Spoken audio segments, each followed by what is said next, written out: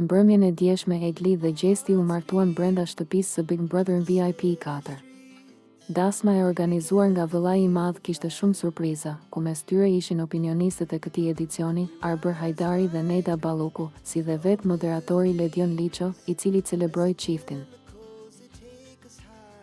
Jam shumë e emocionuar, po më plas zemra po dridhem. Nuk e shoh si një dasmë simbolike Big Brotheri. Për mua është një finalizim i një sakrifice të madhe këtu brenda për të luftuar për këtë që unë ndjej edhe për të dashur t'ua vërtetoj të gjithëve që kjo që ndjej nuk ka të bëjë me lojën e Big Brotherit nga aja deri të shëja. Ka qenë e papritur totalisht. Nuk kam qenë fare në dijeni që Gjesti e ka kërkuar këtë. Unë uroj vetëm mirë të jemi gjithmonë bashkë.